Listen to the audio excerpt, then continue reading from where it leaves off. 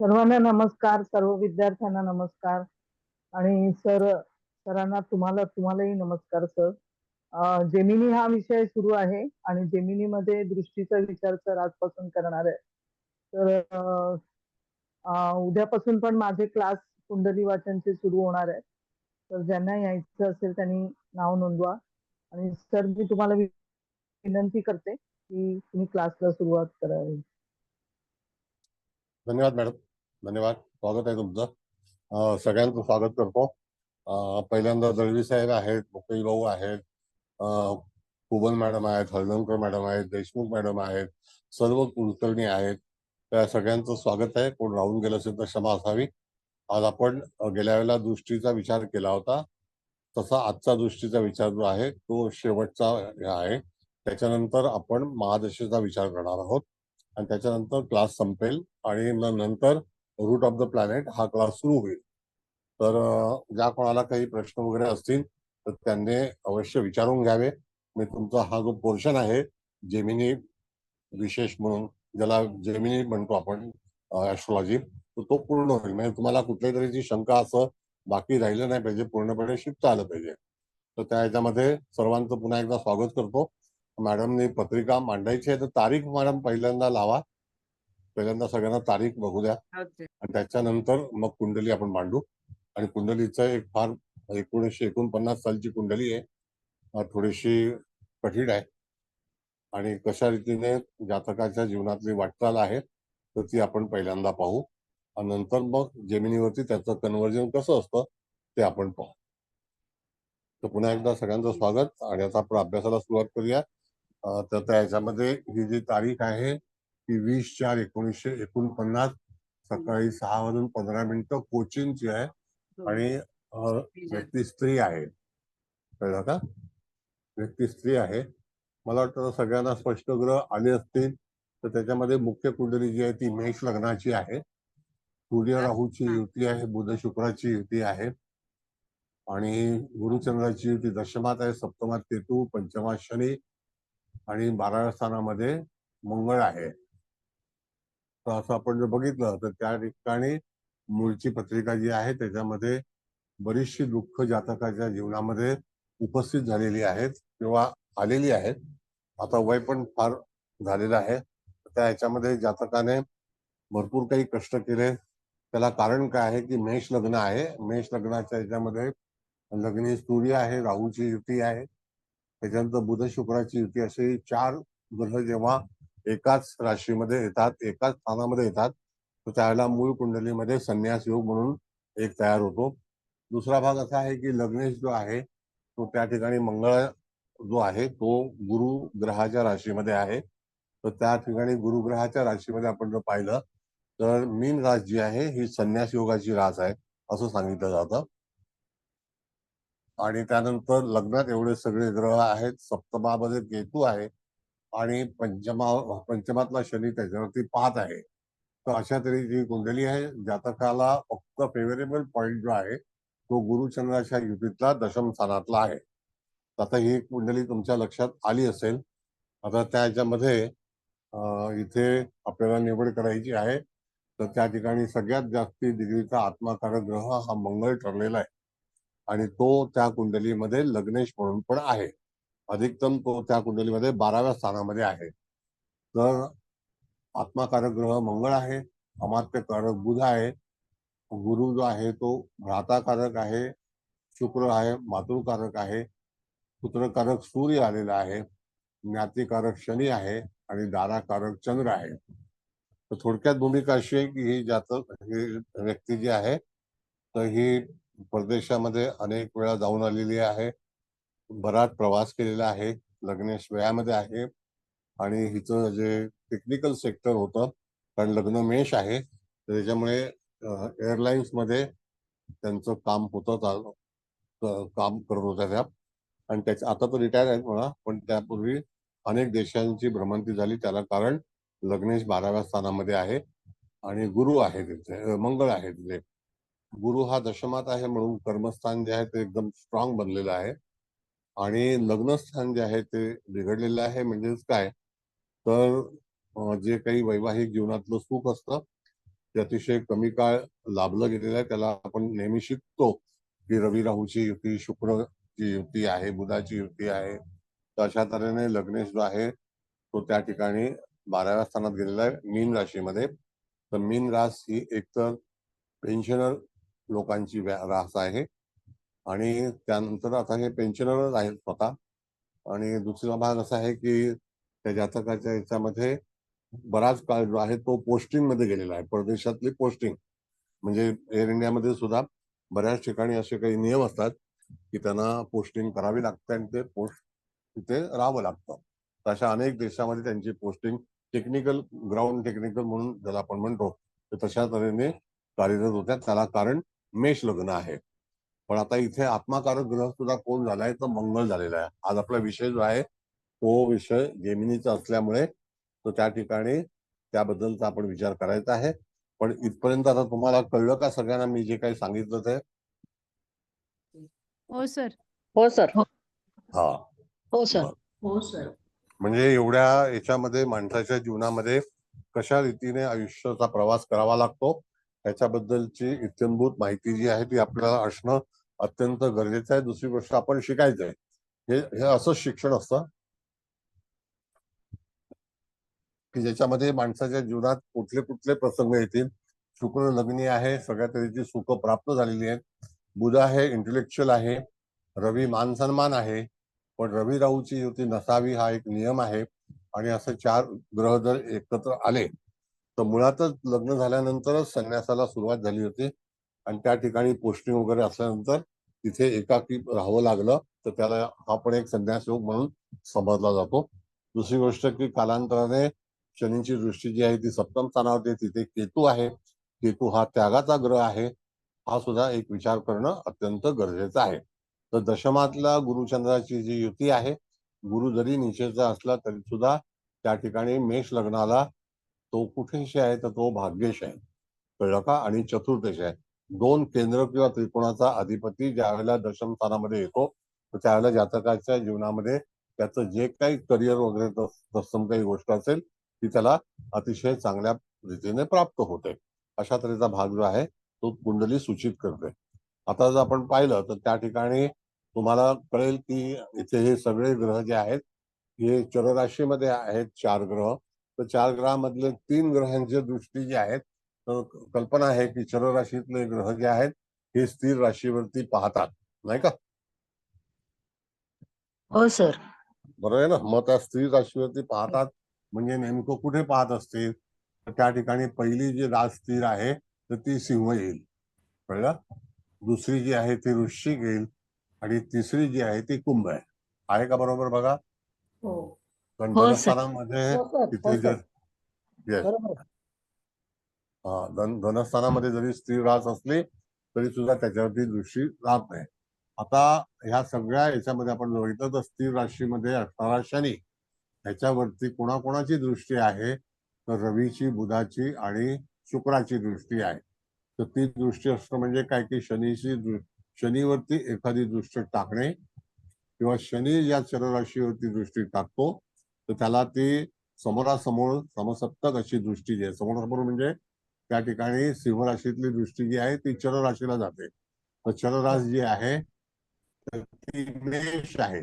दुसरी चररास जी आहे तर ती मकर आहे. आणि तिसरी जी चररास आहे तर त्या ठिकाणी तुम्ही पाहिलं तर ती मीन आहे. द्विस्वभावी, सॉरी. कळलं का? मग आता तशा वेळेला चररास ही तूळ आहे. म्हणजे पहिली दृष्टी मुख्य कुंडलीमध्ये जी येते ती तूळ राशीवरती येते, दुसरी मेषेवरती येते, तिसरी त्या ठिकाणी आपण जर बघितले तर चररास ही मकर राशीवरती येते. कळलं?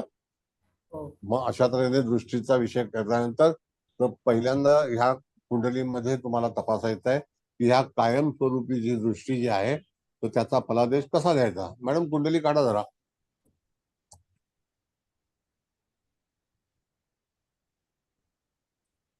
त्याचा कायमस्वरूपी फलादेश तो कसा द्यायचा, तर त्या ठिकाणी आपल्याला बघितलं आपण तर मेष राशीतून सिंह राशीला 3 ग्रह पाहत आहेत. तर त्यामध्ये 3 ग्रहांमध्ये शुक्र आहे, सूर्य आहे आणि बुध आहे. आता हे तिन्ही ग्रह जे आहेत हे एक तर शनीच्यावरती दृष्टी टाकतात, ह्याचा अर्थ ज्या ठिकाणी हे ग्रह पाहतात त्या ठिकाणी त्यांना ते नैराश्य तयार होतं. कारण का की तिथे जर समजा शनी ग्रह नसता तर त्या ठिकाणी त्या दृष्टीला काही एवढी बाधा झाली नसती. पण तिथे शनी असल्यामुळे शनीशी मुकाबला करणं हा जेमिनीमध्ये त्याचा हे सांगितलेला आहे फलादेश. म्हणजेच काय की त्या ठिकाणी शनी नसता तर दृष्टीचा फरक वेगळा आला असता. आणि शनी सुद्धा त्याच राशीवरती म्हणजे स्थिर राशीतली दृष्टी चर राशीवरती आहे. म्हणून ते एकमेकाला एकमेक दृष्टीच्या रूपाने पाहतात. हा जेमिनी मधला फॉर्म्युला आहे. तर या फॉर्म्युल्याचं कोणाला काही आणखी विश्लेषण हवं आहे का? काही कळलं नाही असं आहे का काही?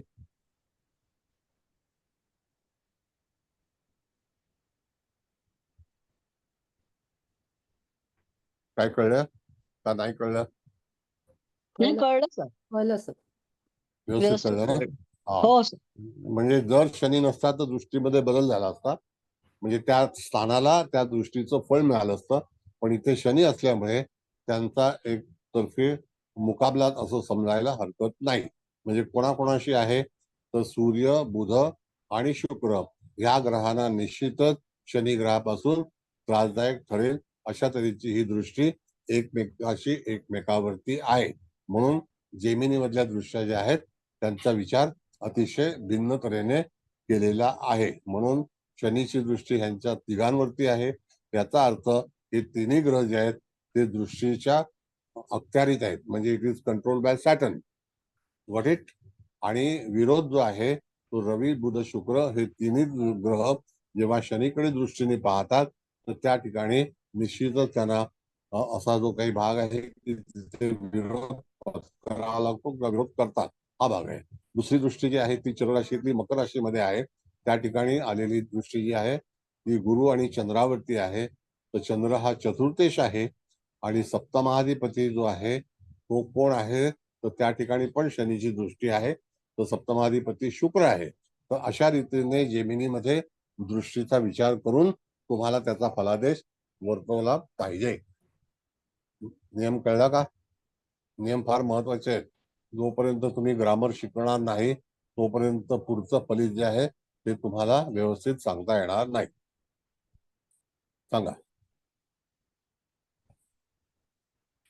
Any problem? सर आता तुम्ही चंद्र गुरु कर्केला पाहताय ना? हो. चंद्रगुरु जे मकरेला आहे. हा मकरेला आहे ते. मग चंद्र तर तिथेच बसलेला आहे ना कर्केचा स्वामी. हा आता असं आहे कर्क रास आणि मकर रास. तर कर्क रास ही कुठली आहे चर आहे की नाही? हो दोन्ही चर आहे. हा मग दोन्ही चराची एकमेकाला दृष्टी नाही जाते हा का? बरोबर. नाही नाही ना. हा स्थिर मग आहे. मकरेतला गुरु जो आहे तो त्या ठिकाणी कुठल्या राशीला पाहिल तर स्थिर राशीला पाहिल. म्हणजे तो वृषभ राशीला पाहिल. हो कुंभेला नाही बरोबर. पाहणार. कुंभेला हो नाही पाहणार. बर. आणि हो हो शनीला पाहिल. मग तशाच रीतीने शनी यांना पाहतोय हे त्यांना पाहतात. मग ही कॉम्प्लिकेटेड कुंडली आहे. अशी कुंडली तुम्हाला पुन्हा परिचय करता येणार नाही. कारण का की तुमच्याकडे अनेक कुंडल्या येतील त्याला तुम्हाला ते विचार सुचला पाहिजे की आता जरी तिथे दशमातला गुरु, चंद्र आणि लग्नातले 3 ग्रह हे सर्व ग्रह शनीच्या मुकाबल्याच्या याच्यामध्ये म्हणजे कॉम्पिटिशनला आहेत. म्हणजे याचा अर्थ 3 आणि 2 5 ग्रह आणि शनी 6वा ग्रह हा एकमेकाच्या विरोधामध्ये दर्शवतो. म्हणून ह्या जातकाच्या जीवनामध्ये अनेक प्रकारची दुःख निर्माण झाली आणि त्याला एकाकी पण जाणवलं गेलं. त्यातल्या त्यात मंगळ जो आहे तो द्विस्वभावी राशीमध्ये आहे. तर त्या ठिकाणी तिथे मंगळ हा कुठल्या राशीशी हे आहे का तर त्याची दृष्टी ही त्या द्विस्वभावी राशीकडेच जाणार. मग त्या ठिकाणी आपण बघितलं तर 3, 6, 9 ह्या राशींमध्ये जे ग्रह असतील ते मंगळाच्या दृष्टीच्या अखत्यारीत असतील. कळलं? तेच नाहीये हा बोला. तिथे कोणतेच ग्रह नाहीये. 3, 6 नाही म्हणजे नाही याचं काय तिथे फक्त मंगळाची दृष्टी असेल पण दृष्टी आहे हो. ग्रह नाही. आता कसं आहे मॅडम की 6 ग्रह जे आहेत त्यातले 5 ग्रह शनीच्या कंट्रोलमध्ये आहेत. म्हणजे लग्नातले 3 ग्रह आणि दशमातले 2 ग्रह. मग दशमात 2 ग्रह जे आहेत एक भाग्येश आहे एक चतुर्थेश आहे. मग शनी हा कष्ट देणारा ग्रह आहे तो दृष्टीने सुद्धा कष्ट देऊ शकतो, चिंता देऊ शकतो. आता याच्यामध्ये संतती जी तिची आहे तर ती एक मुलगीच आहे आणि ती चांगल्या स्थितीमध्ये आहे. आता त्यावेळेला तुम्ही जर बघितलं तर जेव्हा तुम्ही त्याचं आरूढ कराल तर आरूढ काढल्यानंतर इथे जरा शिंदे मॅडम आरूढ कुठलं आलंय तुम्हाला लक्षात आलंय? कुंभ आलं सर, कुंभ. हा, आता कुंभ जो आहे तो वायू तत्वाचा आले तर हवाई क्षेत्रामध्ये कार्यरत असणारी व्यक्ती आहे. तुम्हाला अनेक पटीने असा वेगवेगळ्या तऱ्हेचा अर्थ लावून कुंडलीचं विवेचन करता आलं पाहिजे. मग आता कुंभ जर लग्नी आलंय तर तिथे जो आत्माकारक ग्रह कोण ठरलाय तो मंगळ आहे ना. हो, मंगळ. हा, तो त्या ठिकाणी परमिटेड नाही, ऍडवायझेबल नाही. याचा अर्थ त्या जातकाच्या जीवनामध्ये निश्चितच अशा तऱ्हेच्या घडामोडी होतील की जे मंगळाच्या नियमानुसार असेल. मंगळाचे नियम तेव्हा वापरायचे. तुम्हाला नियमामध्ये नेहमी बदल करावा लागेल. प्लॅटफॉर्म कुठला आहे तो कुंभेचा आहे, त्याच्यावरती ग्रह कुठला आहे तो मंगळ आहे. मग अशा वेळेला तुम्हाला मंगळाच्या क्षेत्रातली जे काही कार्यरत असतील तर ती त्या जातकाच्या जीवनामध्ये अशा तऱ्हेने तिथे संकट येतील किंवा त्या क्षेत्रामध्ये त्याचं कार्यरत असेल. जसं इंजिनिअरिंग हे जे आहे हे पूर्णपणे ज्याला आपण म्हणतो की मंगळ ग्रहाच्या अखत्यारीतलं आहे, म्हणून त्या ठिकाणी जातकाचं ग्राउंड इंजिनिअरिंग झालं तर ते मेकॅनिकल इंजिनिअरिंग होतं. कळलं? कारण एअर इंडियामध्ये किंवा फ्लाइंग झोन मध्ये बऱ्याच तऱ्हेचे इंजिनिअरिंग, एव्हिएशनचं इंजिनिअरिंग वेगळं आहे, त्याच्यानंतर ग्राउंड इंजिनिअरिंग वेगळं आहे, मेंटेनन्सचं इंजिनिअरिंग वेगळं आहे. तर अशा तऱ्हेने जातकाने मेकॅनिकल इंजिनिअरिंगचं त्या काळामध्ये म्हणजे आजच्या 60 वर्षापूर्वी मी विचार करा तुम्ही, 50 वर्षापूर्वी. ठीक आहे, नेक्स्ट कुलकर्णी मॅडम बोला. सर आता इथं मूळचं लग्न पण मेष आहे, आरूढ लग्न कुंभ आणि हे जात आहे आपलं आत्माकारक म्हणून पण मंगळच आलेला आहे. मग इथं Yes. फायटर पायलट वगैरे सुद्धा आपण होऊ शकतो असं अशी व्यक्ती.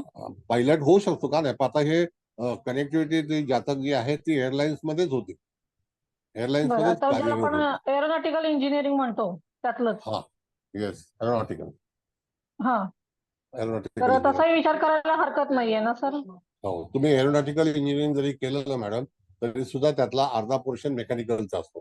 तुम्ही कुठल्याही अच्छा, तऱ्हेचं बरं. इंजिनिअरिंग केलं तर मेकॅनिकल हा एक प्लॅटफॉर्म आहे, बेस आहे. त्याला हा, बेस आहे, तिकडूनच पुढे हा. जावं लागतं. मग तुम्ही ऑटोमोबाईल अच्छा. करा, इलेक्ट्रॉनिक्स करा, आणखी केमिकल करा, त्याला मेकॅनिकल ची थोडा सब्जेक्ट घ्यावाच लागतो. बर, तर पूर्णपणे मेकॅनिकल इंजिनिअरिंग हे जगामध्ये सगळ्या ठिकाणी त्याची आवश्यकता असते. बरोबर सर. हा. ओके, बरं, धन्यवाद. धन्यवाद. बोला आणखी. नमस्कार सर. हे नमस्ते. आरूढ लग्न कुंभ आलंय आणि हा. मंगळ आत्माकारक आहे, ह्याचं कनेक्शन मला नाही कळलं सर. असं आहे मॅडम की वायू तत्व जे आहे तर ते इंटेलेक्च्युअल आहे.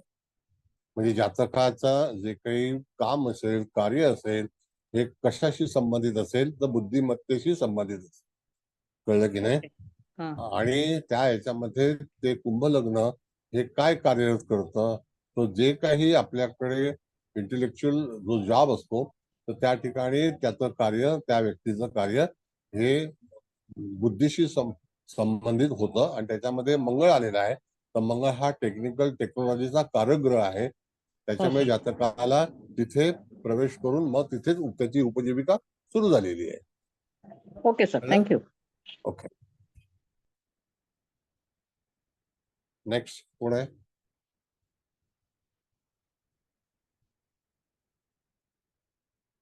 बोला,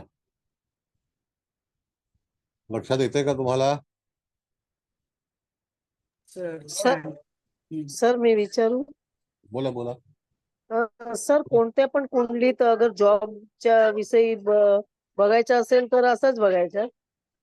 हो, आता भाग असा आहे ना मॅडम की ज्या वेळेला आपण पर्टिक्युलर जेव्हा जेमिनीचा विचार करतो तर जेमिनीमध्ये एखादी व्यक्ती कुठल्या माध्यमातून त्याचं जीवन जगेल तर जेमिनी हा एक सेपरेट सब्जेक्ट आहे.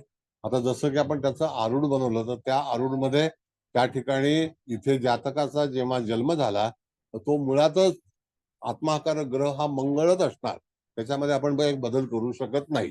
आता मंगळ 2 पार्ट मध्ये आहे, जी कष्टाची कामं करणं हा एक भाग आहे, त्यानंतर तांत्रिक विद्येशी संबंधित असणं, बऱ्याचशा गोष्टी आयुष्यामध्ये ज्या काही आव्हानात्मक आहेत त्या ह्या व्यक्तीच्या जीवनामध्ये घडलेल्या आहेत.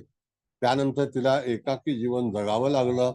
दुसरी भाग असा आहे की मूळ कुंडलीमध्ये आपण पाहिलं तर सप्तमावरती शनीची दृष्टी आहे, सप्तम स्थानावरती सगळे ग्रह पाहत आहेत, सप्तमात केतू सुद्धा आहेत. म्हणजे तिला जे काही जबाबदाऱ्या आल्या त्या सगळ्या जबाबदाऱ्या ह्या मंगळ ग्रहाच्या मुळे त्या जातकाच्या जीवनामध्ये आला.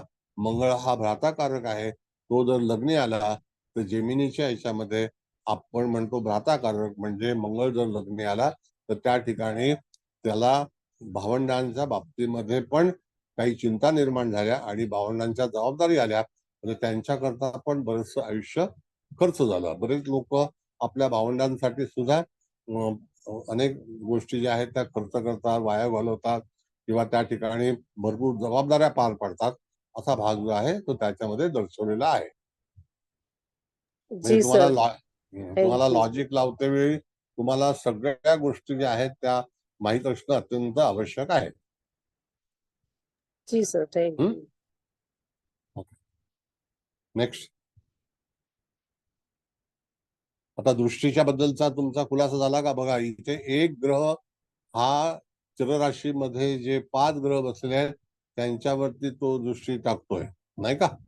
म्हणजे तिथे संपूर्ण कुंडली जी आहे दृष्टीच्या अनुसरून शनी ग्रहाच्या माध्यमातूनच त्या जातकाचे दृष्टीचे फलादेश आपल्याला सांगायचे आहेत. आणि त्यानंतर जे चरराशीतले ग्रह आहेत ते पूर्णपणे शनीवरती पण पाहत आहेत. याचा अर्थ की शनीशी त्यांचं वैर तिथे निर्माण होईल. जेव्हा शनीशी वैर होतं त्यावेळेला जातकाच्या जीवनामध्ये, म्हणजे त्या ज्याची पत्रिका असेल त्याच्या जीवनामध्ये अनेक प्रकारची संकटे किंवा तत्सम जे काही कष्ट आहेत ते निश्चित निर्माण होतात आणि त्या ठिकाणी जातकाला आपलं जीवन खर्च करावं लागतं. हा, बोला भागवत मॅडम.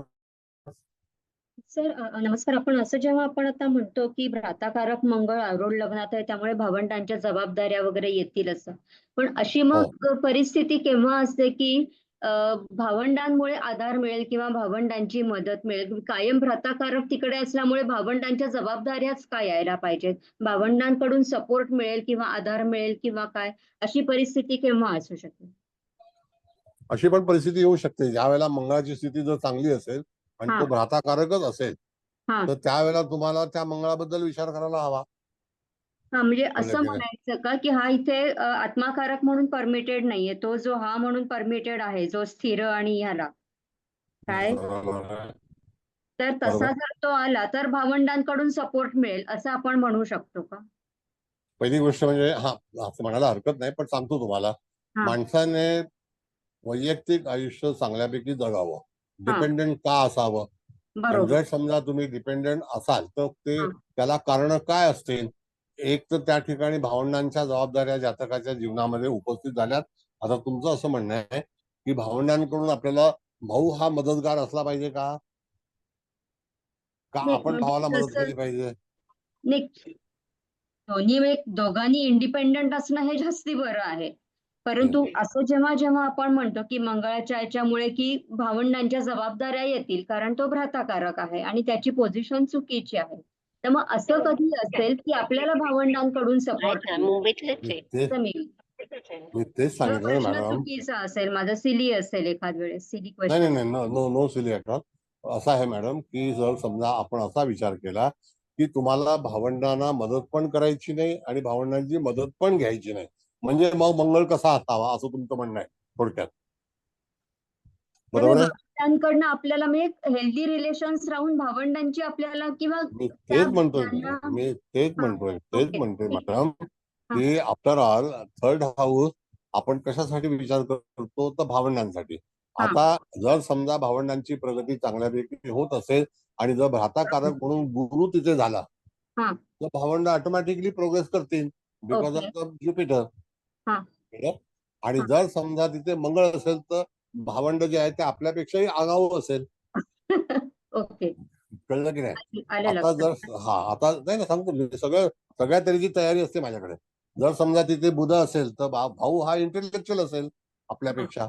हं. म्हणजे आपल्याला ग्रह विचार जसं आता आपण बघितलं तर पंचम स्थान हे गुरुग्रहाच्या अखत्यारीतलं आहे. तर त्या ठिकाणी जर पुत्रादी ज्ञानम आपण जर पाहतो आणि मुलं जर बुद्धिमान झाली किंवा भाग्यवान झाली तर हरकत काय हा. आहे का? बरोबर. हरकत नाही. नाही ना. हा. हं. मग तसाच विचार आपल्याला करायचा आहे. आता ज्ञातिकारक समजा शनी तिथे आहे परमनंटली, पण हं. तोच जर दाराकारक झाला तर हं. समजायचं की आपल्या आयुष्य नशिबामध्ये वैवाहिक जीवनातलं जे काही सौख्य आहे ते बाद होऊ शकतं. हं. म्हणजे तिथे त्याचे हे नाही आहे. म्हणजे ज्याला आपण म्हणतो की एखादा ग्रह आपल्याला काय देतोय तर ते आपल्याला मिळतच आणि स्वीकारावं लागतंच. तुम्ही बरोबर. कधीही बघा की हं. ग्रह तुम्हाला देत आहे तर तो त्याचे नियम पालन करत आहे. आपण आपल्या अपेक्षा पूर्ण करून त्याच्यापासून मागू शकत नाही. कारण प्रोव्हायडर कोण आहे? तर हा. प्लॅनेट आहे. हं. The planet is providing. हं. हं. असं आहे. म्हणजे संपूर्णपणे जर तुम्ही तपशील बघितला तर एखादा ग्रह तुमच्या म्हणण्याप्रमाणे चालेल किंवा मिळवून देईल नेवर. तर त्याकरता त्याची बैठक जी आहे ती जर व्यवस्थित असेल तरच तुम्ही अपेक्षित राहू शकता. अदरवाईज असे अनेक दिग्बली अमुक तमुक ह्या सगळ्या ज्या गोष्टी आहेत या अननेसेसरी आहेत. त्यामुळे आता ते मी तुम्हाला हा. रूट ऑफ द प्लॅनेट जेव्हा शिकवेन हा. That is called the Kepler system. It's हा. One of the best system in the world. हं. कळलं का? हं. असं आहे. आलं माझ्या लक्षात. हा. हा, नाही बोल. हरकत नाही. तुम्ही हुशार आहात. मी असं सांगत नाही की तुम्हाला लक्षात नाही येणार. हा. You are master. But I am just telling for people. Okay. बरं क्लिअर जोगळेकर झालं. साहेब. मला क्लिअर झालं व्यवस्थित. सर इथे मिथुन राशीमध्ये रवी येत आहे. पुत्र पौत्रादेश. मग त्याच्यावरनं रवीवरनं तिच्या मुलीच्या बद्दलचे हे करायचं का, विचार करायचा आहे? हा पौत्राधिक कारक जो आहे गुरु. हो, आता त्या ठिकाणी तिथे आलेला आलाय रवी. आहे सूर्य आलाय. सूर्य तर आलाय. सूर्य हा सुद्धा तिथे परमिटेड आहे. कारण हा. का की त्या ठिकाणी हिची जी मुलगी आहे ती हो. सुद्धा अतिशय विद्वान आहे and she is also in technology administration. अच्छा. म्हणजे त्याच्यामध्ये कुंडली जी आहे ही निगेटिव्ह कुठे आहे तर मंगळ हा कष्ट देणाराच प्लॅनेट आहे. मंगळ वादविवाद चिंता रिस्क फॅक्टर हे सगळं मंगळाकडे आहे. बरोबर. असं आहे. ठीक आहे. सर मी बोलू? हा बोला. सर आता अरुण कुंडलीमध्ये आपल्याला जे ग्रह पडतात ना की त्याचे आपण राशीचे हे बघत नाही ना.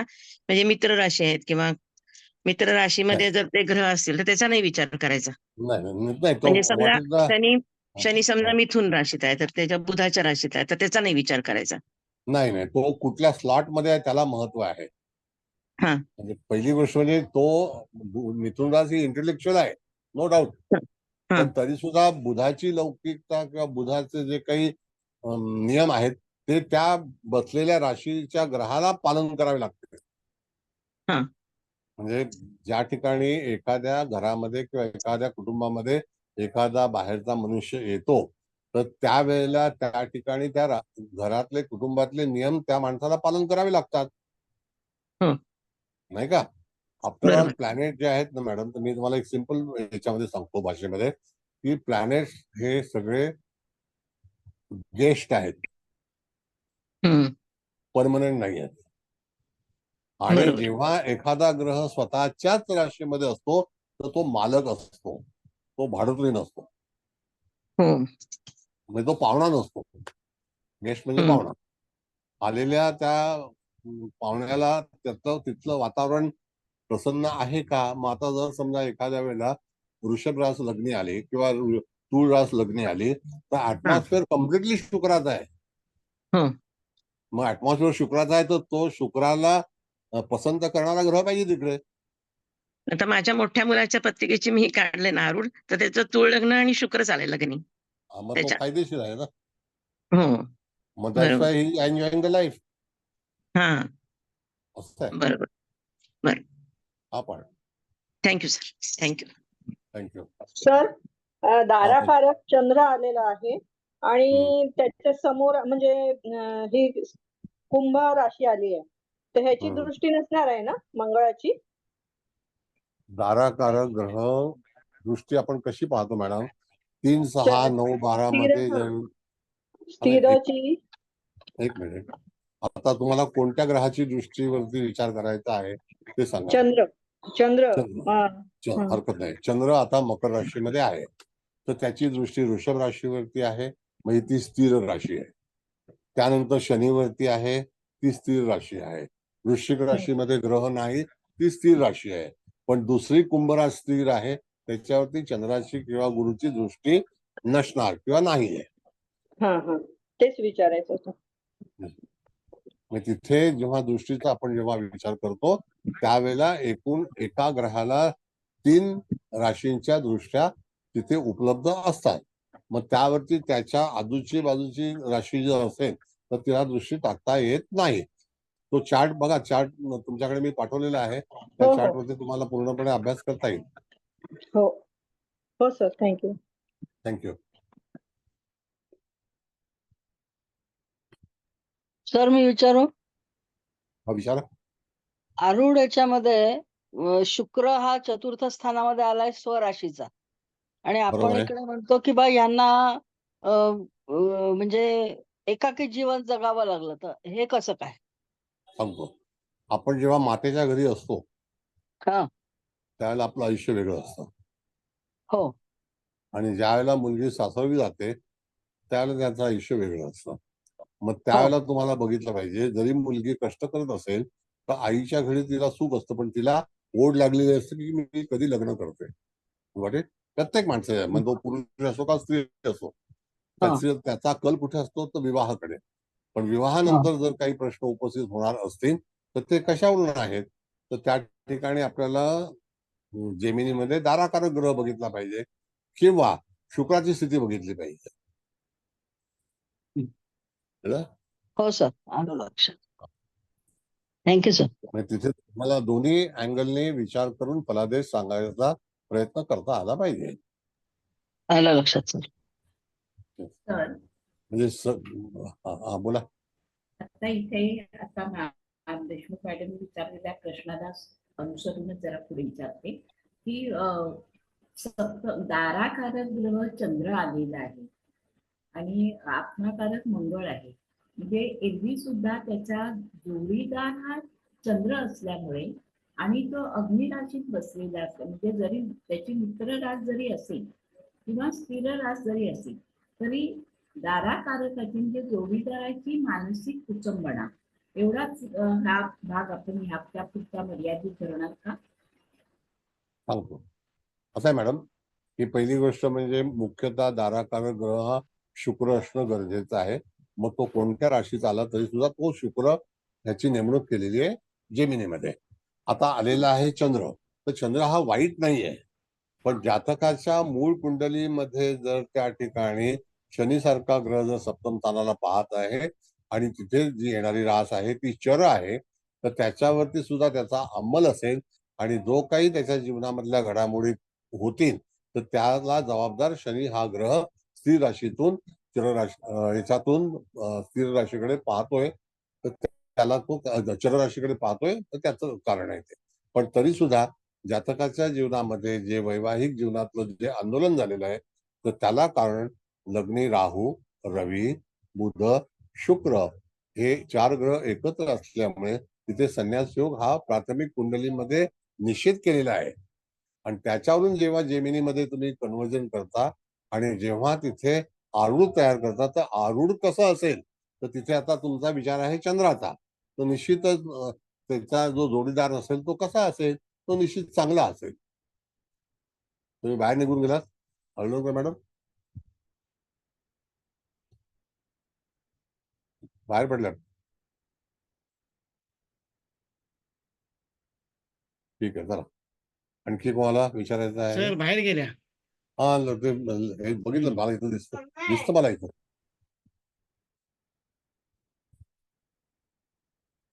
हा बोला, आणखी कोणाला काही?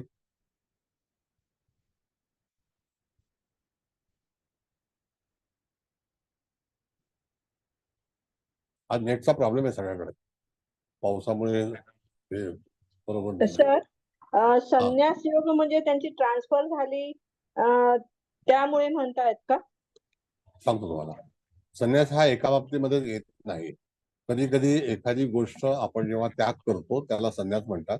उदाहरणार्थ समजा 4 ग्रह दशम स्थानामध्ये असतील तर जातकाचं लक्ष जे आहे ते कर्मावरती राहत नाही आणि तो त्यापासून त्याग करतो. म्हणजेच काय की तिथे तो व्यवसायामध्ये जास्ती गुंतून न राहता तो भलतंच काम करतो किंवा नोकरी करतो. मग आता कधी कधी असे जेव्हा 4 ग्रह एकत्र येतात तेव्हा जातकाच्या जीवनामध्ये जी मानसिक इच्छा आहे त्याच्यामध्ये बदल होतो, मानसिक विचारांमध्ये. कळलं का? असं.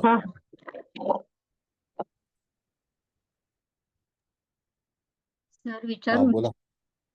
बोला मॅडम. अर्थ असा आहे का की संन्यास योग ज्या स्थानी होतो त्या स्थानाच्या कारकत्वासंबंधी तो वैराग्य जातकाच्या मनात निर्माण करतो. नक्की. नाव त्याचं संन्यास योग आहे, पण हा. संन्यास म्हणजे बायको करून सोडून वाऱ्यावर सोडून जायचं असं नाहीये. बरोबर. कळलं का? अलिप्त राहायचं.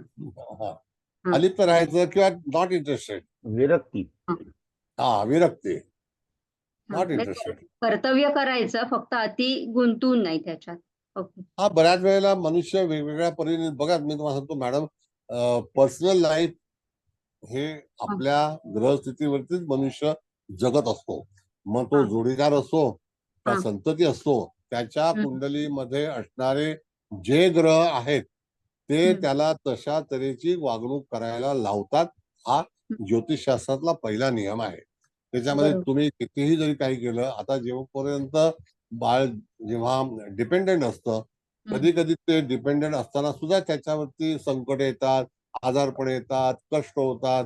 वडील लहानपणी वारलेले असतात, आई गेलेली असते, एखादी भावंड नसतं, त्याला कोण सपोर्ट नसतं. अशा पण अनेक घडामोडी व्यक्तीच्या जीवनामध्ये होत असतात की नाही? हा सुद्धा त्या ग्रहांवरतीच अवलंबून आहे. बरोबर. कळलं का? हो सर, कळलं. थँक्यू. आता राशी ज्या आहेत ह्या नक्षत्राच्या अनुसरून तयार झालेल्या आहेत आणि ते आपण जेव्हा सूर्य सिद्धांतामध्ये बघितले. कळलं का? असं आहे. हो सर, थँक्यू. सर, जसं तुम्ही म्हटलं की 4 ग्रह होते त्याच्यामध्ये हर्षल नेपच्यून पण असला तर तरी ते ग्राह्य धरलं जाईल का? हर्षल नेपच्यून जर तुम्ही हर्षल नेपच्यूनचा विचार करत असाल तर मी तुम्हाला सांगतो. आता हर्षलचं कारण काय माहितीये का? हर्षलची पहिली पसंती इंटेलेक्च्युअल, संशोधन, हे हर्षलची पहिली पसंती. आणि अशा वेळेला जर समजा 4 ग्रहांची युती होत असेल तरी सुद्धा हर्षल त्या ग्रहांशी सहमत होईल असं नाही. कारण हर्षल हा पर्सनल मॅनेजमेंट जास्ती ठरवतो. आजपर्यंत ज्या विश्वामध्ये जी प्रगती झालेली आहे, आणखी आधुनिकता येणार आहे, तर ती आधुनिकता जी आहे ती पूर्णपणे हर्षल ग्रहावरती अवलंबून आहे. म्हणजे हर्षलची वाटचाल कशी आहे, तो आपल्या कुंडलीमध्ये कुठे विराजमान आहे, तर त्याचे ऑल कॅरेक्टर्स जे आहेत ते अतिशय भिन्न आहेत. मग कधी कधी एखादी व्यक्ती जी आहे ती सर्पावरती शोध घेते किंवा रिसर्च करते किंवा एखाद्या जहाजावरती ती हे करते. मग अशा तऱ्हेचे जे टेक्निकल पॉइंट्स आहेत किंवा सायन्स आहे म्हणजे विज्ञान आहे त्याच्यावरती हर्षल जास्तीत जास्त सहमत होतो. हर्षलकडे फार वेगळ्या तऱ्हेचं हे आहे. आता जर समजा तुम्ही टेक्नॉलॉजी पाहिली तर शुक्र हर्षलची समजा युती आहे, तर काइंड ऑफ ऍस्ट्रॉलॉजी हे जे आहे ती तुम्हाला रिलेटेड विनस ज्या काही गोष्टी असतात रिसर्च करण्याच्या, उदाहरणार्थ माझ्या स्वतःच्या कुंडलीमध्ये हर्षल शुक्राची युती आहे. मी कुठल्याही जर काही बेवकूफ माणूस असेल त्याची मैत्री करतच नाही, मला आवडतच नाही. जो मनुष्य आपल्या विचारांशी जो काही प्राप्त करत नाही किंवा तर त्याला तिथे तुम्ही जाऊन त्याच्याशी कंटिन्यू करू नका. माय चॉईस इज डिफरंट. मग आता मी एवढ्या लोकांना शिकवतोय तर माझ्या मनामधल्या ज्या काही गोष्टी आहेत त्या मी तुमच्या समोर मांडतो. तुम्हाला पटत नसेल तर मी तुम्हाला कॉल नाही करणार, या या या या आओ आओ माझे साथे, बिलकुल नाही. I never call. माझं लेक्चर आहे उद्या या, हा फार छान, काही नाही, ज्याला यायचं तो येईल. आपली सिद्धता आपण तयार केलेली आहे. बरोबर. अंडरस्टँड? म्हणून सिलेक्टेड लोकांबरोबरच माझा संबंध असतो, बाकी ऑल टुगेदर नाही, बरोबर. सगळ्या लोकांशी Thank you, संबंधित नाही. थँक्यू. थँक्यू. हा, भागवत मॅडम बोला. नाही, त्या हर्षल संबंधीच माझा प्रश्न आहे की मेष लग्नाला जर दशमात बुध हर्षल युती असेल तर त्यांनी fine. मंगळाच्या क्षेत्रात काम करावं का बुधाबरोबर काम करावं? सगळं सांगतो तुम्हाला. आता हर्षल आपण एक निपटूनच टाकूया हर्षल आज. काय समजलं? असं आहे मॅडम की समजा तुमचं असं म्हणणं आहे की मंगळाच्या राशीतला मंगळ हा एक तंत्रज्ञानातला प्लॅनेट आहे आणि मेष रास सुद्धा तशीच आहे हा. तांत्रिक दृष्ट्या. जसं हा. समजा एखादी व्यक्ती तूळ लग्नाची आहे हा. तर तिचं नशीब जे आहे, जे तंत्रज्ञान माहिती असणाऱ्या व्यक्तीशी जोडीदार त्याचा असेल, हा नियम आहे तांत्रिक दृष्ट्या. त्यानंतर मग तो छोट्या प्रिंटिंग प्रेसमध्ये का नाही असो, तिथे तंत्रज्ञान असेल त्या ठिकाणी तो कार्यरत होईल. आता तुमचं म्हणणं असं आलं की बुध, बरोबर आहे, हा. बुध हा मार्केट रिसर्चचा प्लॅनेट आहे. हा. आणि तुम्ही कधी शेअर बाजार केलाय का? हो, करते ना मी ट्रेडिंग. आत्ता करताय ना तुम्ही? 10-12 वर्ष झाली. ठीक आहे, 10-12 वर्ष. मी जेव्हा शेअर मार्केटमध्ये एंटर झालो तो काळ होता 1988. त्यावेळेला मार्केट 800 पॉईंट होता. त्यावेळेला इंट्राडे फिंट्राडे ह्या सगळ्या भानगडी नव्हत्या. त्यावेळेला एक रिंग होती, त्या रिंग मध्ये सगळे लोक ऑप्शन करायचे, ऑप्शन व्हायचा आणि देणं व्हायचं, संध्याकाळी डिलिव्हरी व्हायची. That's all. त्यांच्याकडे बॅच होता, लायसन्स होता. पण कालांतराने बुधाने अशी मॅनेजमेंट आणली की तुम्हाला घर बसल्या सगळं काही ट्रेडिंग व्हायला लागलं आणि त्याच्यातून जे काही निफ्टी आलं, बँक निफ्टी आलं, इंडेक्स आलं, या सगळ्या गोष्टी आल्या. तर ह्या कोणी आणल्या? तर ते बुधाने आणल्या. त्याच्यासोबत कोण होता? तर हर्षल होता. कळलं का? मग हर्षल बुधाची युती असेल तर जे ट्रेडिंग आहे किंवा आणखी मल्टिपल जे काही मार्केटिंग आहे तर त्या याच्यामधून तुम्हाला काय मिळणार आहे? तर बुधाचा प्रयोग आणि हर्षलची जी काही नियमावली, ह्या सगळ्या गोष्टी बुधाने ऍग्री केल्या आणि आज तुम्ही जे मार्केटमध्ये प्रवेश करता किंवा जे काही डिलिव्हरी घेता किंवा ऑप्शन करता, जे करता ह्याच्यामध्ये ट्रेडिंग मध्ये, तर ते हर्षलचा शोध येतो. ओके. ऑप्शन म्हणजे काय? तर त्या ठिकाणी ऑप्शनला पण हे करू शकतो. म्युच्युअल फंड आहेत. पहिला म्युच्युअल फंड नव्हते, नंतर आले. बरोबर. म्हणजे अशा तऱ्हेने आता आणखी शेअर बाजारामध्ये डेव्हलपमेंट होणार आहे. आता इंडस्ट्रीमध्ये फार मोठा चेंज येणार. साधारणतः आता एक 4-5 वर्षामध्ये जगाच्या 50 कंपन्या आपल्याकडे एंटर होत आहेत. आता एक हुंडाई नावाची कंपनी येते, तिने 25,000 कोटी रुपयाचा इश्यू आणणार आहे. तो सगळ्यात लार्जेस्ट इश्यू असेल. ओके. आयपीओ. येस, सगळ्यात मोठा. पहिला सगळ्यात मोठा इश्यू आणला तो रिलायन्स पॉवरने आणला, तो 18,000 कोटीचा होता. त्याच्यानंतर लाईफ इन्शुरन्सने आणला, LIC ने आणला. त्याच्यानंतर आता हुंडाई आणते, तो 25,000 करोड रुपयाचा आहे. आणि तो मला वाटतं 10 टाइम्स सबस्क्राईब होईल, ओव्हर सबस्क्राईब 10 टाइम्स. आणि बोला. सॉरी, नाही, ओके. ते क्रिप्टो करन्सी वगैरे हे जे आहे, ब्लॉकचेन टेक्नॉलॉजी, हे सगळं हर्षल आणि बुध यांच्या कॉम्बिनेशननीच ते आणलेलं असतं. क्रिप्टो किती ऍडवायझेबल आहे? I doubt. हो. किंवा आता डिजिटल चलन भारत सरकारने पण आणलेलं आहे. हे पण हर्षल शेवटी शेवटी करन्सी जी आहे ती रुपीज मध्ये असणार मॅडम. डिजिटल करन्सी जी आहे ती रुपीज मध्ये आहे. पूर्वी तुम्हाला सांगतो की आम्ही जेव्हा फॉरेनला जायचो, थॉमस कुकचा चेक होता आणि थॉमस कुकचा चेक जगभरात चालायचा, एव्हरीवेअर इन द वर्ल्ड. त्यांची मान्यता तशी होती. बरोबर. असं आहे. मग ते हे सगळे जे काही प्रकार आहेत हे हर्षलकडे आहेत. हर्षल हा ग्रह जो आहे हा असा तीनपाट ग्रह नाही आहे की तो कुठल्याही त्या गोष्टी करेल, तसं नाही आहे. हर्षल फार योजनाबद्ध आहे, अतिशय विद्वान आहे. हर्षलच्या ज्या कृती आहेत ह्या ठिकाणी रिसर्च आहे, मास्टर आहे, मेडिसिन आहे, मेडिसिन मधले शोध आहेत, कॅन्सर आहेत, डिफिकल्टीज ज्या काही गोष्टी असतात त्या सुपर करण्याचं काम हर्षलकडे आहे. तर मकरेत जर बुध हर्षल युती असेल मेष लग्नाला, तर मग त्यांनी काय रिसर्च करावं का आणि शनीच्या क्षेत्रात करावं का? रिसर्च करावं. दुसरी गोष्ट की शनीच्या ज्या राशी आहेत त्याचं कार्य काय आहे, तर त्या ठिकाणी इंडस्ट्री आहे. आता जसं की आपण म्हणतो कंपनी सेक्रेटरी, कंपनी सेक्रेटरी होणं म्हणजे काय की त्याच्याकडे कंपनीच्या जबाबदाऱ्या असतात, त्याला सगळं टेक्निक माहिती पाहिजे, तरच तो कंपनी CS होऊ शकतो, अदरवाईज नाही. मग ते सुद्धा त्याच्यामध्ये हर्षदचा भाग आहे. जसं आता तुम्हाला सांगतो की पूर्वी मॅथमॅटिक्स मध्ये बीजगणित नव्हतं, नंतर आलं. मग तो सुद्धा एक भाग त्याच्यामधला झाला ना.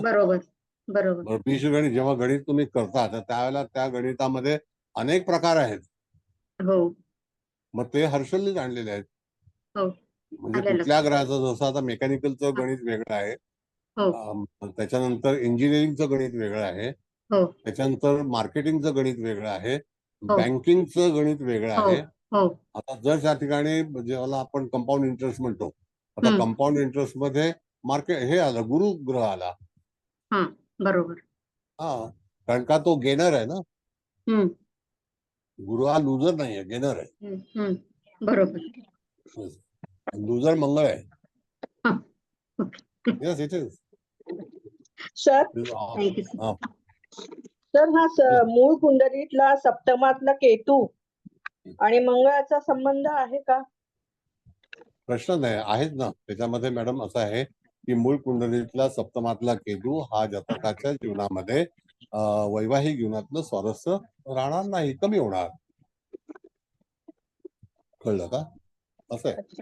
पण हा जमिनी कुंडलीमध्ये हा नवम स्थानी तूळ राशी आली, तर वडिलांचं सुख नसेल का? नाही, असं नाही, असं नाही. आता जर समजा त्या ठिकाणी तूळ रास जर समजा भाग्यस्थानामध्ये आली, असं तुमचं म्हणणं आहे का मॅडम? तर भाग्यस्थानाचा जो आपण आरूढ बघितलं, तर मला सांगा की तूळ राशीचं आरूढ आपल्याला काढायचं आहे, तर त्यावेळेला शुक्र हा कोणत्या स्थानामध्ये आहे? मूळ कुंडलीमध्ये, तर लग्न स्थानामध्ये, बरोबर आहे की नाही? म्हणजे तिथून 5व्या स्थानात आहे. आता जर भाग्याचं आरूढ करायचं असेल तर ते मिथून आलं, सॉरी शिव आलं. बरोबर.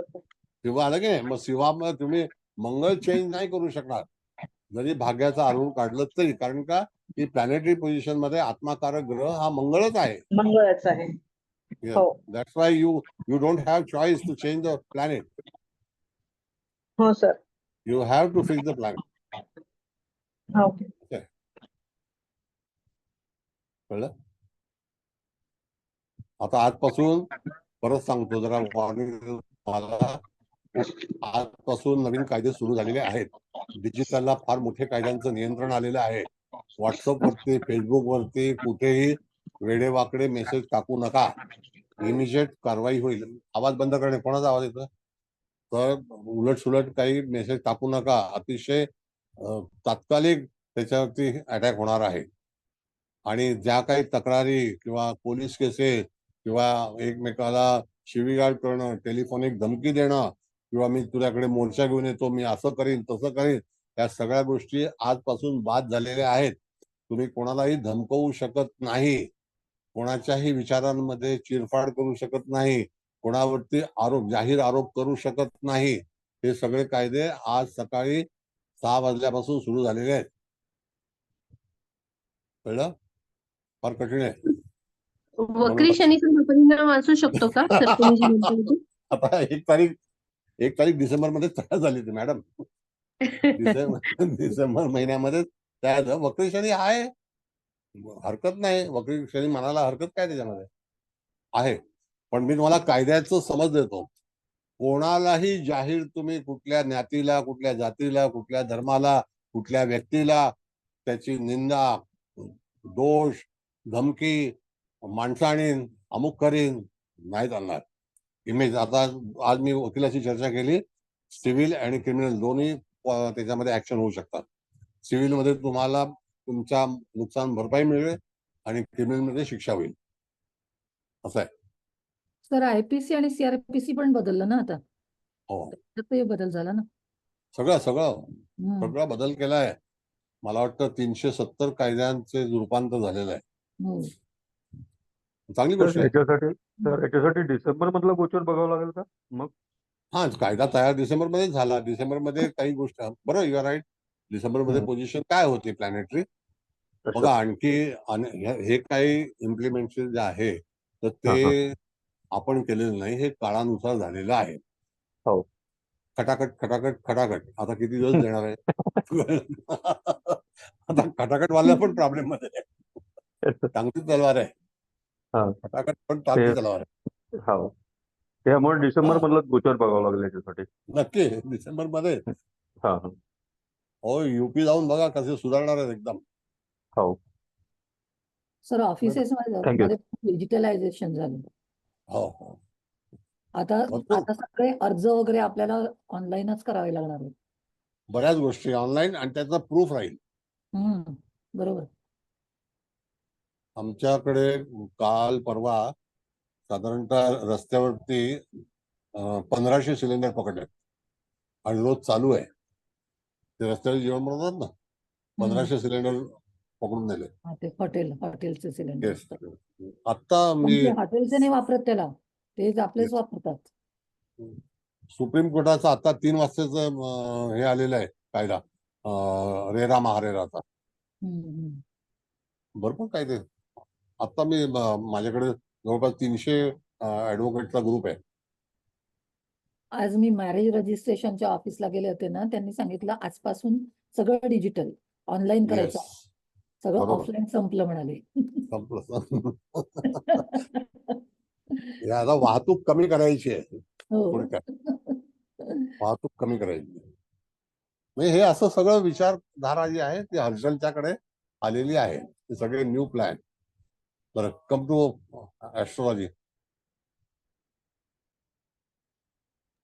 सर मी विचारू का? हा विचारा. एक मिनिट मॅडम, एक मिनिट. आता एक नवीन कायदा आज दुपारी सँक्शन झालाय. तुमच्या हक्काचा म्हणजे फ्लॅटसाठी नॉमिनी तुम्हाला कोणालाही विचारायची गरज नाही, डायरेक्ट सोसायटीला ऍप्लिकेशन द्यायचं.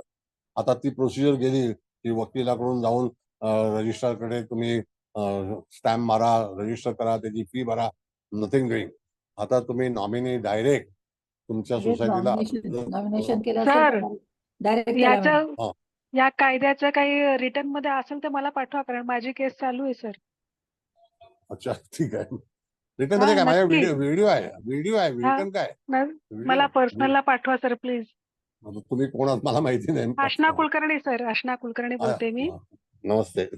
नमस्ते. मी तुम्हाला वाटल्यास हाय करते व्हॉट्सअपला किंवा टेलिग्रामला, मला नक्की पाठवा.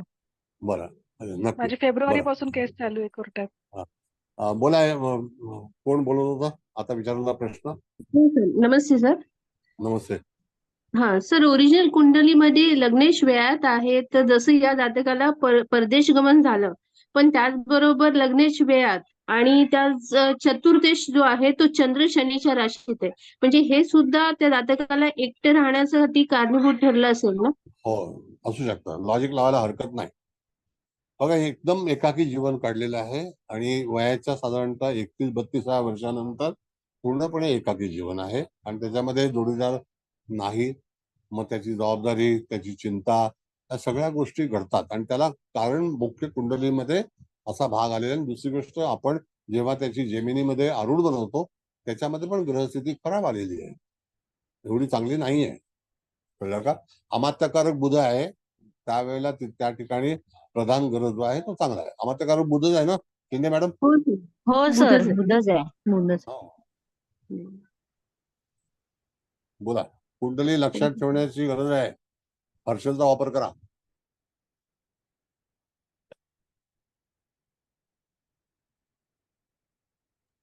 तर इथे ज्ञातिकारक शनीने काय फळ दिलं असेल?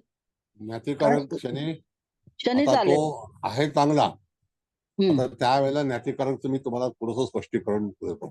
शनी सारखा ग्रह आला तर एक तर त्या ज्ञातीमध्ये ते ज्येष्ठत्व आहे, नंबर 1. शी सिनियर.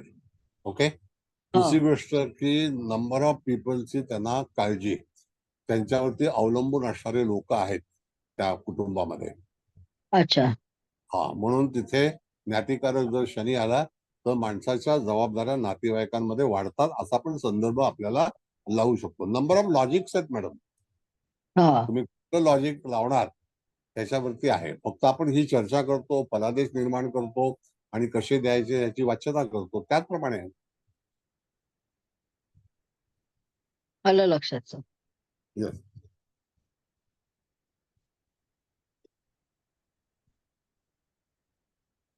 बोला आणखी. हळदणकर मॅडम आल्या नाही वाटतं.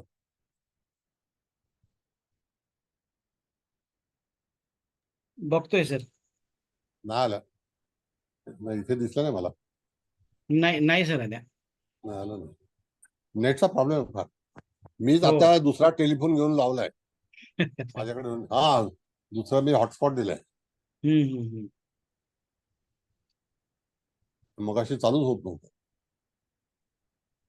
बर, पुढे बघा. आजचं दृष्टीचं शेवटचं लेक्चर आहे.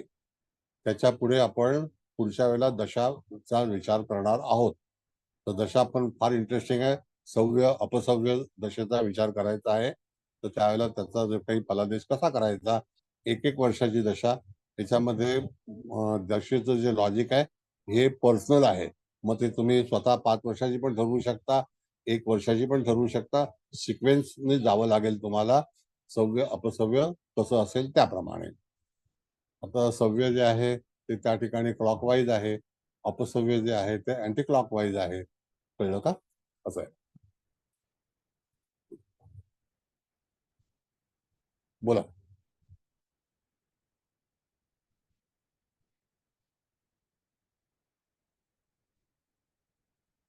कुठपर्यंत आलंय?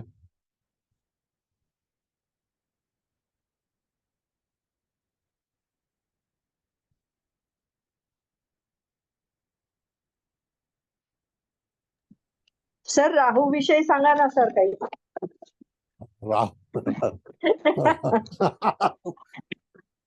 राहू तर घेऊया. आता राहू काय करणार. राहू असा ग्रह आहे की तो माझा टिकाव लावू देत नाही. नाही ते लग्नात आहे ना म्हणून. तेच ना. आता पुढच्या वेळेला राहू बद्दल सांगणार आहे ज्या वेळेला आपण हे करू ना विचार, रूट ऑफ द प्लॅनेट, त्यावेळेला राहूच्या बद्दल सांगतो. आणि आता सुद्धा राहूच्या बद्दल काय आहे, राहू हा थोडासा गुप्त हेर आहे. त्याच्यानंतर राहूच्याकडे बऱ्याच लोकांना अडचणी निर्माण करणारा, अडचणीमध्ये आणणारा असा प्लॅनेट आहे. कळलं का? राहू हा पूर्णपणे आपल्या कुंडलीमध्ये गुणशास्त्राशी संबंधित असणारं जे काय आपला व्यवसाय आहे किंवा ज्ञान आहे हे त्या ठिकाणी दर्शवतो. राहू हा अंडरटेबल काम करणारा प्लॅनेट आहे, अंडरग्राऊंड आहे, स्पाय आहे. जे काही डिटेक्टिव्ह वगैरे असे जे काम करणारे असतात, बातमीदार असतात. बातमी म्हणजे कानोसा घेणे, मेसेज डिलिव्हर करणे, कधी कधी डेटा ट्रान्सफर करण्याचं काम असतं ना, ते राहू करतो. आणि त्याच्यावरती भरपूर जोक येतात. डेटा ट्रान्सफर चाललाय. राहू सुद्धा वाईट नाहीये, पण राहू हा लेसन देतो माणसाला, अनुभव देतो, शिक्षा करतो. हा भगत मॅडम बोला. राहू बद्दल सर बोलणं चाललं होतं. तर आता सध्या जे डेटा सायन्स एकदम बूम मध्ये आहे करिअर मध्ये, आणि त्याच्यात अनेक करिअरचे ऑप्शन्स आहेत. तर तिथे काही राहूचा संबंध आहे का, की डेटा सायंटिस्ट आहे आणि AI जो आहे ना, आर्टिफिशियल इंटेलिजन्स, डीप फोटो वगैरे जे आलेले आहेत सगळं, ते सुद्धा काम जे आहे ते सुद्धा राहूकडेच आहे. कारण का AI चं मार्गदर्शन मॅडम आता प्रत्येकाला लागण्याची आवश्यकता आहे. कारण आर्टिफिशियल इंटेलिजन्सला तुम्हाला तुमचं स्वरूप बदलता येतं, तुमचा आवाज बदलता येतो. तुम्ही एखाद्या ठिकाणी जाणार असाल तर आता मी जो दिसतोय तो दिसणार नाही, दुसराच दिसेल ते व्यक्ती, असं त्याचं आहे. डीप फोटोशॉप म्हणून जे आहे त्याच्यामध्ये रूपांतर करता येतं. आणि AI आता बरेचसे कोर्सेस नवीन सुरू होणार आहेत. आणि पुढे जाऊन तुम्हाला सांगतो की ज्या काही युनिव्हर्सिटीज आहेत त्याला AI कंपल्सरी होणार आहे. म्हणून इंडस्ट्री मधलं सगळं काम गेलेलं आहे. चित्रपट नगरी पूर्णपणे समाप्त झाली. मला असं वाटतं पुढच्या 5 वर्षानंतर ऍक्टर नावाची व्यक्ती राहणार नाही. ऍक्टर वरती भरपूर संकट येतील पुढच्या काळामध्ये. GPT पण आता सगळी चित्र काढून देण्यापासून सगळी कामं करते ना. एकूण एक म्हणजे तिथे तुम्हाला कुठल्याही व्यक्तीची गरज भासणार नाही. तुम्हाला स्वतःला, तुमच्याकडे जर तांत्रिक ज्ञान असेल तर तुम्ही स्वतः ते सगळं करू शकता. आता तुमचे 4G पण मोबाईल बाद होणार आहेत. आता 5G 6G पुढे 6G चालेल आता. बरोबर. 5G पण चालणार नाही. आता आणखी एक गोष्ट अशी आहे की तुम्ही जेव्हा मोबाईल 3-3 महिने 2-2 महिने बंद ठेवता तर त्याचा स्क्रीन खराब होऊ जातो. अशा तऱ्हेची टेक्नॉलॉजी आहे. टीव्ही सुद्धा जर तुम्ही 2 महिने बंद ठेवला तर पुढचा टीव्ही 2 महिन्यानंतर पाहू शकणार नाही. तुम्हाला एखादी गोष्ट रोज वापरण्यात आली पाहिजे असा कंपन्यांचा नियम आहे. तुम्ही आता जर जाहिरातीचं जर पर्व पाहिलं तर तुम्हाला आता फेस म्हणजे ब्युटीच्या जाहिराती सगळ्यात जास्ती आहेत. सगळ्यात जास्त जाहिराती बघा, लोशन आणि अमुक तमुक क्रीम पावडर टेल्को, त्याच्यानंतर बऱ्याचशी काही फाउंडेशन वगैरेच्या जाहिराती भरपूर येणार. आता मोठमोठ्या कंपन्यांना शह देणाऱ्या कंपन्या आलेल्या आहेत. प्रोडक्शन मध्ये वाढ होईल, भरपूर मोठे प्रोडक्ट येतील असं आहे. बर ठीक आहे, कम टू पॉइंट. कुंडली बद्दल विचारा. आता तुम्हाला सगळं पूर्णपणे चित्र समोर आलेलं आहे. त्या चित्रामध्ये तुम्हाला जे काही अपेक्षित आहे, आवश्यकता आहे, तुमचं रीडिंग काय सांगतं, तुमचं विचार काय सांगतो. मग जर समजा एखाद्या व्यक्तीला आपण पुन्हा तिकडेच जाऊ, जर समजा त्याने मगाशी भाग्याबद्दलचा प्रश्न झाला, आता लाभस्थानामध्ये येणारी कुंभ रास आहे, त्याचा जो काही अधिपती आहे तो त्या ठिकाणी कितव्या स्थानामध्ये आहे, तर त्यापासून तो 7व्या स्थानामध्ये आहे का बघा. हो आणि तिथून हो 7वं स्थान बघितलं आपण तर त्या ठिकाणी कुंभच. पहिला कुंभच आलं ना. कुंभेला कुंभच येते. हो मग जेव्हा एखादा ग्रह 7वा असेल तर त्यावेळेला सिमिलर स्थान येतं, हे पण लक्षात ठेवणं गरजेचं आहे. जसं आता लग्नेश सप्तमा सप्तमेश लग्नात असेल तरी सुद्धा 7/7.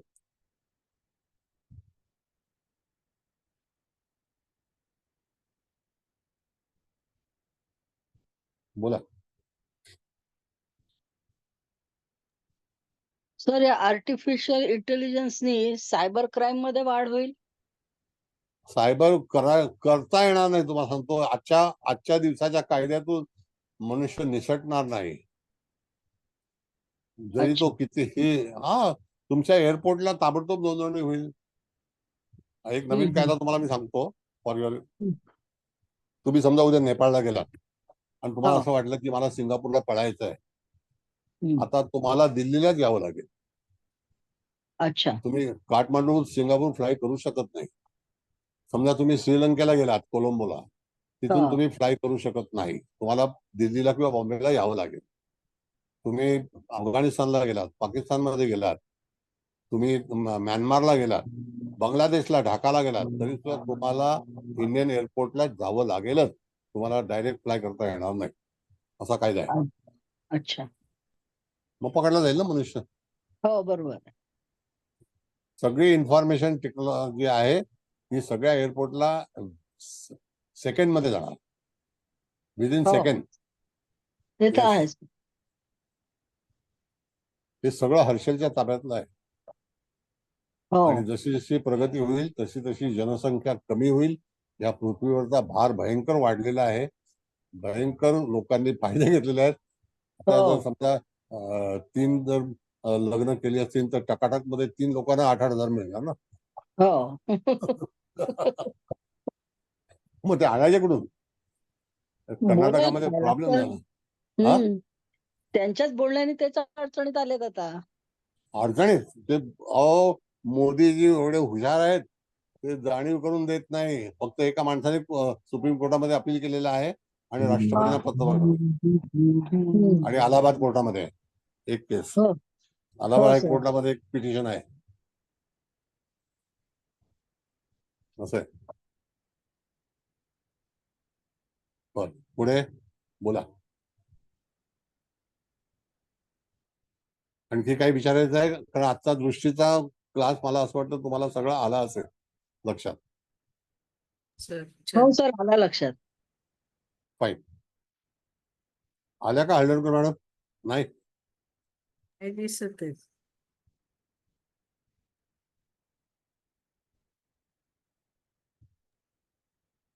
नाही सर दिसत. हा नेटचाच प्रॉब्लेम आहे. बरं ठीक आहे. आता पुढे जायचं आहे का अभिप्राय द्यायचा आहे का समारोप करायचा आहे हे तुम्ही ठरवा. कारण 2 तासापेक्षा जास्त रेकॉर्डिंग पण होत नाही. चव्हाण मॅडम, तुमचं काय मत आहे आजच्या व्याख्यानाबद्दल? सर खूपच छान सर. आणि दुसरं म्हणजे सगळे ग्रह शनीने इथे दृष्टीने कॅप्चर केलेले आहेत ना. येस, म्हणजे हे सुद्धा एक प्रकारचं टेक्निक आहे मॅडम, की सगळे ग्रह शनीच्या कंट्रोलमध्ये आहेत. निदान 5 ग्रह तरी आहेत. हो, 5 ग्रह आहेत. फक्त मंगळ फ्री आहे. हम्म. म्हणजे असं का होतं? अशी ग्रहस्थिती येते तर तुम्हाला आरूढ लग्न काढून त्याच्यावरती एक वेगळ्या पद्धतीची भूमिका ठरवता आली पाहिजे. आता ज्योतिषमध्ये पण एक वेगळी टेक्नॉलॉजी येणार आहे. बरीचशी दुकानं बंद होत आहेत. तर ते तुम्हीच आणणार आहे टेक्नॉलॉजी, तुम्हीच बंद करणार आहे. मी काय बंद करणार? मॅडम, जरा स्त्रीपती पद्धतीबद्दल सांगा. आज एक जाहिरात आहे. शास्त्रीय परीक्षेला स्त्रीपती पद्धती काय, जरा लोकांना कल्पना द्या. नाही तर मग स्त्रीपती पद्धत ही गणिताची पद्धत आहे. हा. स्त्रीपती पद्धत त्याची काय अशी मोठी गरज नाहीये. स्त्रीपती पद्धत ते दशमस्थान धरून आणि ते गणिताने काढायची ही श्रीपती पद्धत आहे. पण त्याच्यात काय एवढा प्रेडिक्शनला काय फायदा नाही त्याचा. आता असं आहे, आम्ही जेव्हा श्रीपती पद्धती शिकलो त्याला शास्त्रीय परीक्षा नव्हती. भाव श्रीपती पद्धती जो आहे त्याच्यावरून फक्त श्रीपती पद्धतीचं एक नाव वापरलेलं आहे, मुळामध्ये ते नाहीये. शास्त्रीय परीक्षेमध्ये असणाऱ्या लोकांनी त्याचं एक नावाचा वापर केलेला आहे, पण मुळात श्रीपती पद्धती ही ज्योतिषमध्ये अतिशय भिन्न तऱ्हेची आहे. त्याच्यामध्ये फलादेश आहे का? तुम्ही जे म्हणताय श्री पद्धती याच्यामध्ये फलादेश नाहीये. नाहीये ना, 0 आहे ना. मग काय ज्याच्यामध्ये मला सांगा की भात शिजणार नाही तर खायचं काय?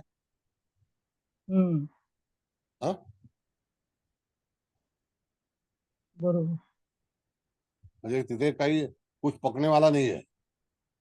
नाही, शास्त्रीमध्ये जास्त गणिताला जोर दिलाय ना. प्रेडिक्शन 0 आहे. हो, बरोबर आहे मॅडम, पण कुछ पकणे वालाही नाहीये. तो फिर नाही, काहीच नाही, काहीच काय? हा, उपयोग जर नाही. काही शिजणारच नाही तर त्या आणि याला 3 उपयोग काय? पानाचं गणित आहे ते श्रीपतीचं पण. हा, खरं खरं ते श्रीपती पद्धती एक जबरदस्ती नाव दिलेलं आहे. त्याचा काडी मात्र संबंध नाहीये. ते लोकांना अट्रॅक्शन करायला आणि exactly, I mean to say that same thing. अगदी बरोबर आहे, अट्रॅक्ट करण्यासाठी. म्हणजे काय आहे श्री पद्धती काय? मी शिकले असं. देशमुख मॅडम, शास्त्री झालात ना तुम्ही? हो सर, झालो बा मग एकदा. काय श्री पद्धती काय? नाही, गणित सुटलं ते. काही सर काही हे नाही होत ना त्याने. फायदा असा काही नाही होत. प्रेडिक्शनला काही तसं हे नाही आहे, उपयोग नाही होत. काहीच नाही होत. म्हणजे ते गणित राहतं वेगळं आणि प्रेडिक्शन राहतं वेगळं. एकदम फरक आहे दोन्ही याच्यात. मुळात गणित हे कसं पाहिजे की ग्रहांची चाल, प्रत्येक ग्रहाची चाल तुम्हाला माहिती पाहिजे. म्हणजे तुम्ही जे शिकवता मॅडम कळली ते पाहिजे. कसं रिलेटेड आहे फलादेशाशी. हा, त्याचं फलादेशाला काही पूर्ण असे रिलेटेड आहे. त्या प्रत्येक श्रीपतीचं ग्रहाची तसं चाल काही हे कळली नाही. पाहिजे. कधी वक्री होणार, कधी मार्गी होणार. बरोबर आहे.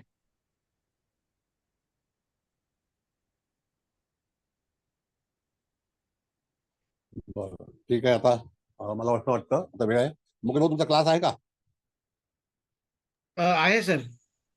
ठीक आहे, चला मग आता अभिप्राय द्या आणि पुढच्या वेळेला आपण. तर तुम्ही हे जे क्लास बरोबर जे कायद्याचं वगैरे पण शिकवता, सांगता, ते आम्हाला एवढं फायद्याचं असतं ना. म्हणजे नुसतं ज्योतिष नाही तुमच्याकडून मिळत, तर इतर गोष्टी पण कळतात. म्हणजे पेपर नाही वाचला तरी चालेल, पण तुमच्याकडून बऱ्याचशा गोष्टी कळतात. माझी आवड कायद्याशी भरपूर आहे. आवड आहे हा तुम्हाला. आवड आहे. तर खूपशा गोष्टी चांगल्या कळतात आणि कसं वागावं हे पण कळतं. जबाबदाऱ्या ज्या काही आहेत त्या पण कळतात.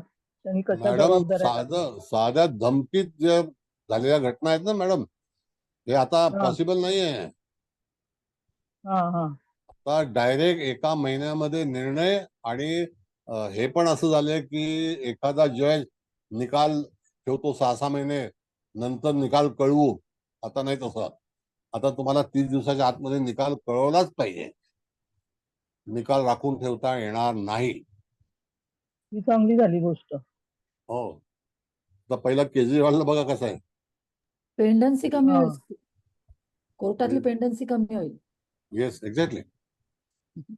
केजरीवाल आता सीबीआय मध्ये आहे, आता NIA येणार आहे. आता रांगच रांग लागणार आहे. सर उबाठाचंही काही वेगळं चित्र नाही आहे काही.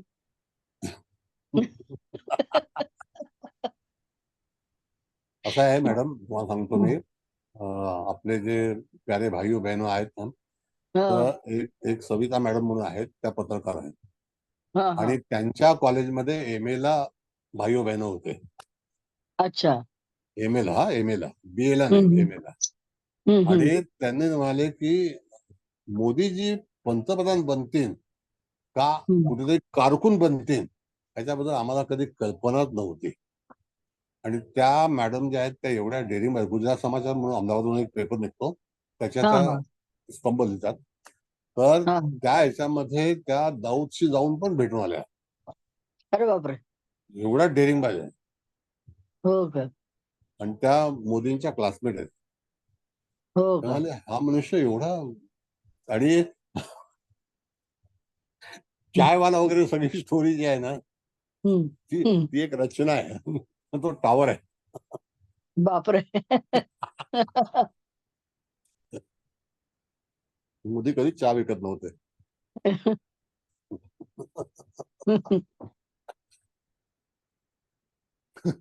पण एक आहे ना सर, अगदी शून्यातून वरच्या पदापर्यंत गेलं हे तर प्रश्नच सत्य आहे नाही. की नाही? सत्य आहे, सत्य आहे. ते हे सत्य आहे. हे नाकारता नाही येत ना तुम्हाला. नाही. मग पण त्यांचे एक एक लेख वाचलेले आहेत. एशियन न्यूज म्हणून एक पेपर होता, त्याच्यामध्ये हा. कल्पना नाही पडत. 2000 साधारणतः 13-14 साली ते लेख आले, 14 साली, की मोदी आणि वाघेला हे कसे मित्र आणि काय काय त्यांनी समाजासाठी केलेलं आहे. हम्म, हम्म, भरपूर हम्म. काही. हा, हा. एशियन न्यूज नावाचे एक पेपर होता त्याच्यामध्ये. अच्छा. फार चांगल्यापैकी स्टोरी. नेटफ्लिक्सला एक मूवी पण आहे ना सर, हा नेटफ्लिक्सला मूवी पण आहे मोदींवर. हा मूवी आहे नेटफ्लिक्सला. हो, त्या ह्यानी काम केलं. फार चांगली मूवी आहे ती. पाहिलं मी. चांगलं आहे. येस, सगळी क्रांती दाखवलेली आहे. कसे हो. ते आले, काय केलं, काय नाही, हो. All everything. चला ठीक आहे, आता अभिप्राय करा आणि मग जयरामजी की करूया. सर एक मी विचारू. हा बोला. मोदीने जिनिवा मधून श्यामकृष्ण वर्माचे अस्थि आणले, तरी समाज भानुशाली समाज बरोबर ते बोलले चला तुम्ही आणि मी घेतो. मग शिवाजी महाराजची तलवार घ्यायला पण त्यांनी ऑफर केली होती, तर का कोण जात नाही? ते मला काय माहित नाही पॉलिटिकल काय. तेच सर, ते आणली पाहिजे ना सर. आणली पाहिजे. आणि सपोर्ट महाराष्ट्र मधून सपोर्ट बी भेटला पाहिजे ना सर. हा, ती मराठ्यांनी काय? आणली पाहिजे ना नाही महाराष्ट्रामध्ये. मराठी म्हणजे ते बी आपला हिंदूच आहे मोदी बी, पण सपोर्ट बी केला पाहिजे ना महाराष्ट्र मधून पण. महाराष्ट्रात तलवार मॅडम इतक्या लाथाड्या चालू आहे आता, की कोणाला फुरसत नाहीये. महाराष्ट्राचं राजकारण आपली ते माहिती आहे ना. इच्छा आहे शिवाजी महाराजांची, आपल्याला ती देवीने दिलेली तलवार पाहिजे आपल्याला, ते आपली धरोहर आहे. बरोबर आहे मॅडम तुमचं. तलवार आणण्याचा प्रयत्न अब्दुल रहमान अंतुलेंनी 1980च्या नोव्हेंबर महिन्यामध्ये केला होता. आणि त्यांना इंदिरा गांधींनी पण सांगितलं होतं की हरकत नाही, तुम्ही अनाउन्समेंट करा आणि तलवार घेऊन या, शिवाजी महाराजांची तलवार पाहिजे आपल्याला, असं अंतुलेंनी 1980च्या नोव्हेंबर महिन्यातली बातमी आहे. 1980 आणि 2024 मध्ये किती वर्ष झाली? 44 वर्ष झाली ना. हो सर. मग बरं ठीक आहे, चला आपण आता पॉलिटिकल काही नाही, आता आपण ज्योतिष मध्ये हे करूया. आणि तुमचं काही हे करायचं असेल विवेचन तर द्या अभिप्राय. मग चव्हाण मॅडम समारोप करतील आणि कुबल मॅडम आहेत त्या सुद्धा अभिप्राय देतील. बोला.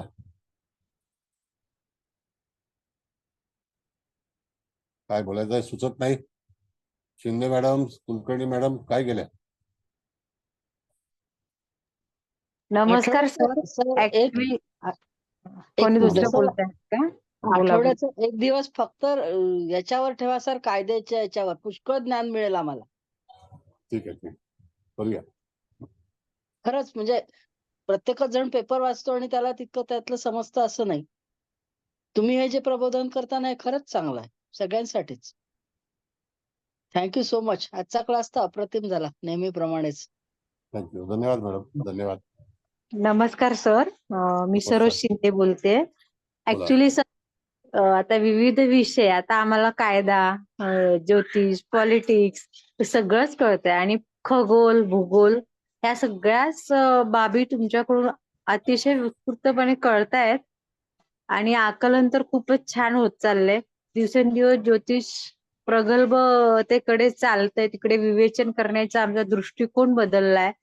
म्हणजे असं काय म्हणतात, एक विचारांना एक वेगळी धार आलीये ज्योतिष बघण्याच्या दृष्टीने सुद्धा, किंवा ते काय वेगळे वेगळे कसे आपण आपल्या टूल्स जे तुम्ही दिलेत आम्हाला, वेगळ्या वेगळ्या टूल्स मधून कसं ती पत्रिकेचं विवेचन करता येईल आणि जातकाचं पण समाधान कसं करता येईल ते आता खूपच चांगल्या पद्धतीने अवगत होत आहे. आणि तुमच्याविषयी काय म्हणजे आता शब्द असे नाहीच आहेत. अगदी म्हणजे ऍज ऑलवेज नेहमीप्रमाणे तुमचं लेक्चर हे छानच असतं. एंजल शिकवतात तेव्हा तुम्ही एंजल असतात, जेमिनी शिकवतात तेव्हा तुम्ही ऋषी असता. आणि ऍक्च्युली आता काय सांगणार, खरंच आमच्यासाठी तुम्ही एक वेगळंच व्यक्तिमत्व आहात आणि जे आमच्या हृदयात तुमच्याविषयी कायम रिस्पेक्ट, एक गुरु म्हणूनही राहील आणि एक व्यक्ती म्हणूनही खूप खूप रिस्पेक्ट सर. एवढंच बोलू शकते, अजून याच्यापेक्षा माझ्याकडे काही शब्दच नाहीयेत. खूप खूप धन्यवाद सर. खूप खूप धन्यवाद तुमचे. Thank you sir.